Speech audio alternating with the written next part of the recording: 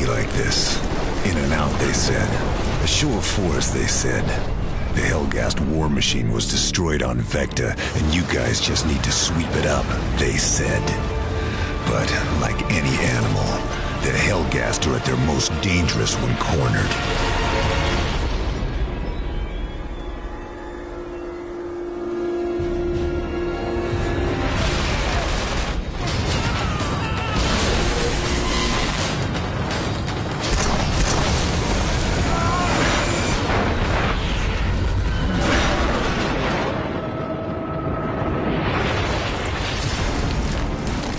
Killzone 2, we have created a world that is very hostile to you in many different ways.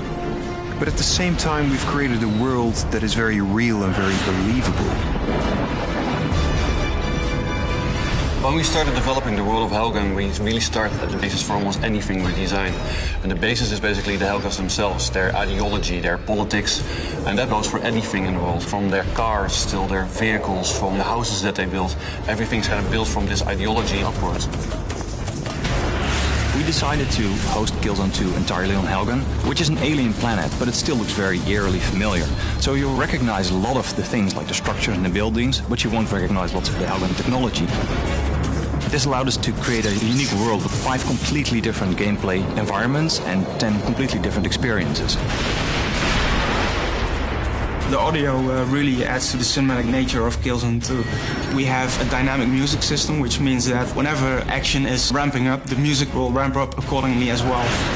Previous games we were limited by memory, the number of sentences we could trigger, but this time we stream it all from the Blu-ray, which adds to the variety, and the player won't keep hearing the same sentences over and over. Colonel Radek. The one thing that we're all kind of looking for, and a lot of people are talking about scale, for us it's much more about density. Everything in the world has to be extremely dense, the experience has to be dense, the action has to be dense.